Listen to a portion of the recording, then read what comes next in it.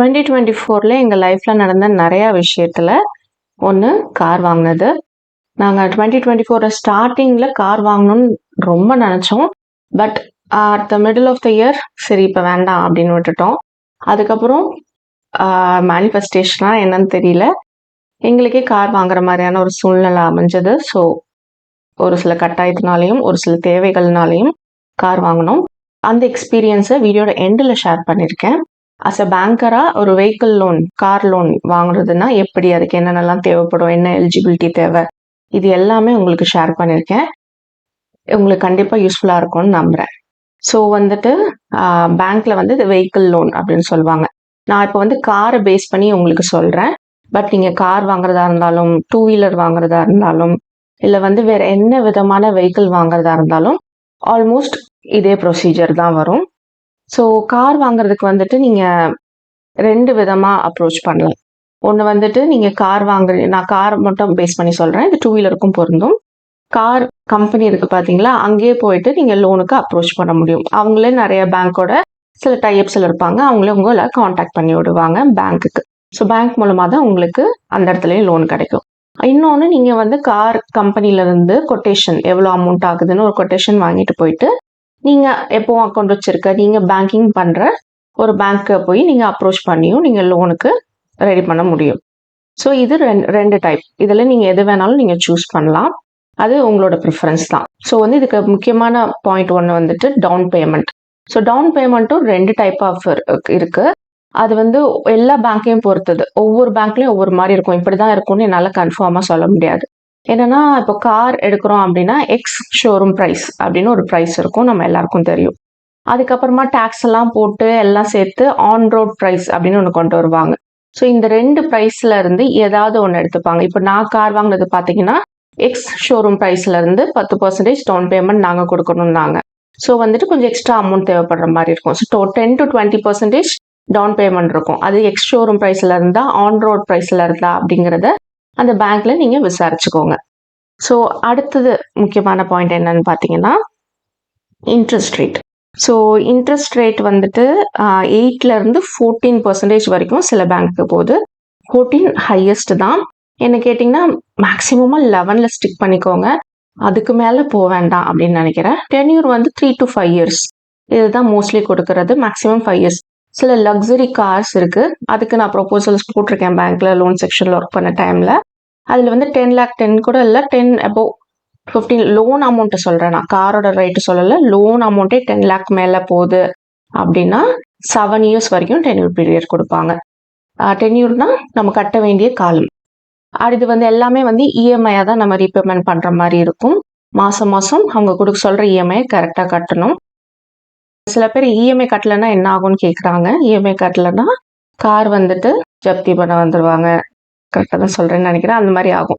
So அந்த மாதிரி அதுக்கெலாம் போக வேண்டாம் நம்ம. ஸோ வந்து இஎம்ஐ கரெக்டாக பே பண்ணுறது நம்மளுக்கு நல்லது. ஸோ எலிஜிபிலிட்டி பார்த்தீங்கன்னா டேக் ஹோம் வந்துட்டு 40% இருக்கணும். அதாவது இப்போ 50,000 உங்களுக்கு சம்பளம்னு வச்சுக்கோங்க, அதில் 40%னா 20,000. உங்களோட இஎம்ஐ எல்லாம் கழிச்சது போக 20,000 உங்கள் கையில் நிற்கணும். அந்த கால்குலேஷன் போடுவாங்க. இஎம்ஐ மீன்ஸ் உங்கள்கிட்ட இருக்க எல்லா லோனையும் சேர்த்து அந்த இஎம்ஐ அந்த கால்குலேட் பண்ணுவாங்க. அது இப்போ நீங்கள் ஹவுசிங் லோன் வச்சுருக்கீங்கன்னா அந்த லோனையும் சேர்த்துப்பாங்க. அதெல்லாம் போக 40% உங்கள் கையிருப்பு இருக்கணும். அப்படி தான் வந்து லோன் கால்குலேட் பண்ணுவாங்க. அதை வச்சு தான் இஎம்ஐ அதுக்குள்ளே வர மாதிரி வச்சு தான் கால்குலேட் பண்ணுவாங்க. ஸோ இதுக்கு தேவை வந்து உங்களோட சேலரி ஸ்லிப், இல்லைன்னா வந்து ஐடி ரிட்டர்ன், இல்லைன்னா சில ப்ரைவேட் பேங்க்ஸில் வந்துட்டு பேங்க் ஸ்டேட்மெண்ட்டை வச்சு கொடுக்குறாங்க. இப்போ வந்து உங்களுக்கு இன்கம் வந்துட்டு பேங்க்ல வந்துட்டு உங்களுக்கு கிரெடிட் ஆகுதுன்னா அந்த ஒரு 6 மாதம் பேங்க் ஸ்டேட்மெண்ட் வச்சுட்டு லோன் கொடுக்குறாங்க. சில ப்ரைவேட் பேங்க்ஸில் கொடுக்குறாங்க. இதுவும் வந்து ஒவ்வொரு பேங்க்குக்கும் ஒரு மாதிரி மாறும். ஸோ கவர்மெண்ட் பேங்க்ஸில் கண்டிப்பாக ஐடி ரிட்டர்ன் கேட்பாங்க, ப்ரைவேட் பேங்க்கில் இதுக்கு வாய்ப்பு உண்டு. பட் இதுக்கு வந்துட்டு 11 to 14% தான் ரேட் ஆஃப் இன்ட்ரெஸ்ட் போகும் நீங்கள் வந்துட்டு ப்ரைவேட் பேங்க் போனீங்கன்னா. அடுத்தது பார்த்தீங்கன்னா சிபில் ரிப்போர்ட் கண்டிப்பாக பார்ப்பாங்க. ஸோ எந்த விதமான ஜுவல் லோனை தவிர எல்லா இதுக்குமே வந்து சிபில் வந்துட்டு கண்டிப்பாக பார்ப்பாங்க. சிபிலை பொறுத்து உங்களோட ரேட் ஆஃப் இன்ட்ரெஸ்ட் சேஞ்ச் ஆகும். ஸோ ஐடி ப்ரூஃப்ஸ் பார்த்தீங்கன்னா எப்போ போல் உங்களோட ஆதார் கார்டு, பேன் கார்டு, அப்புறம் வந்து ரேஷன் கார்டு, இந்த மாதிரியான சில ஐடி ப்ரூஃப்ஸ்லாம் அவங்க கேட்குறதெல்லாம் ப்ரொவைட் பண்ணுற மாதிரி இருக்கும். அதுவும் நீங்கள் பார்த்துக்கணும். அடுத்தது வந்துட்டு நம்ம வந்து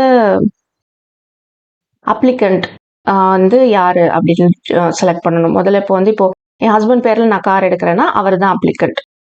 அடுத்து வந்து கோ அப்ளிகண்ட் வந்து எப்போ தேவைப்படும்னா, இப்போ இன்கம் வந்துட்டு என் பேரில் வருதுன்னு வச்சுக்கோங்களேன். அப்போ நான் வந்து கோ அப்ளிகண்ட்டாக இருக்கணும். இல்லைன்னா வந்துட்டு கேரண்டார் கேட்பாங்க. சில நான் வாங்கின பேங்க்ல கேரண்டார் கேட்கல. ஆனால் பப்ளிக் செக்டார் பேங்க்ஸ்ல எல்லாமே கேரண்டார் கண்டிப்பாக கேட்பாங்க. அப்ளிகண்ட் கோ அப்ளிகண்ட் இருந்தாலும் கேரண்டார் கண்டிப்பாக கேட்பாங்க.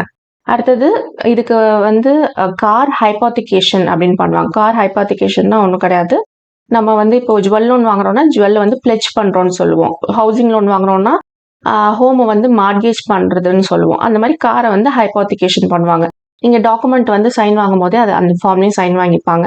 ஸோ கார் வந்து உங்களுக்கு கொடுக்குறாங்க இல்லையா, அவங்க வந்துட்டு கார் கம்பெனி வந்துட்டு உங்களுக்கு காரோட ரிஜிஸ்ட்ரேஷன் கார்டு கொடுக்கும்போது அதில் வந்து ஹைபாத்திகேட்டட் டு திஸ் பேங்க் அப்படின்னு அதில் எழுதியிருக்கும். நீங்கள் லோனை முடிச்சதுக்கு அப்புறமா லோன் க்ளோஸ்ட் ஃபார்மு, ஹைபோத்திகேஷன் ரிலீஸ் பண்ணுறதுக்கான ஃபார்மும் பேங்க்ல கொடுப்பாங்க. அந்த ஃபார்மை எடுத்துகிட்டு போயிட்டு நீங்கள் ஆர்டிஓ ஆஃபீஸில் கொடுத்துட்டு ஹைபோத்திகேஷனை ரிலீஸ் பண்ணி வாங்கிக்கணும். இந்த லோன் க்ளோஸ் பண்ணதுக்கப்புறமா இதை கண்டிப்பாக பண்ணணும். நிறைய பேர் இதை பண்ண மறந்துடுவாங்க. அதுக்காண்டி தான் இப்போ நான் இதை சொல்கிறேன். ஸோ உங்களோட வந்து ரிஜிஸ்ட்ரேஷன் பேப்பர்ஸில் வந்துட்டு ஹைபோத்திகேட்டட் அப்படிங்கிற அந்த இது இருக்கும். ஸோ நீங்கள் லோன் வாங்கும் போகும்போது ப்ரீ க்ளோஷர் சார்ஜஸ் இருக்கான்னு கேட்டுக்கோங்க. அதை பொறுத்து டென்யூர் ஃபிக்ஸ் பண்ணுங்கள். ஸோ ஏன்னா டென்யூர் வந்து நீங்கள் அதிகமாக ஃபிக்ஸ் பண்ணிவிட்டு நடுவில் உங்களுக்கு பணம் வந்துருச்சு க்ளோஸ் பண்ண போகிறீங்கன்னா 5% வந்து ப்ரீ க்ளோஷர் சார்ஜஸ் அந்த மாதிரி சொல்லுவாங்க. அப்புறம் வந்து இன்சூரன்ஸ் நிறைய பேங்க்ல வந்துட்டு அப்ளிகண்ட்டுக்கு வந்து இன்சூரன்ஸ் போடணும் அப்படின்னு சொல்லுவாங்க. அதுக்கப்புறம் வந்து டாக்குமெண்ட் சார்ஜஸ் இல்லைன்னா ப்ராசஸிங் ஃபீ அப்படின்னு சொல்லுவாங்க. லோன் ப்ராசஸிங் ஃபீன்னு சொல்லுவாங்க. இல்லைன்னா டாக்குமெண்ட் சார்ஜஸ், இது ரெண்டுல ஏதாவது ஒன்று கம்பல்சரி இருக்கும். எப்பயாவது இந்த லோன் மேலான்னு போடுவாங்க, அப்போ மட்டும் இந்த ஃபீயை வந்து வேவ் பண்ண வாய்ப்பு இருக்கு.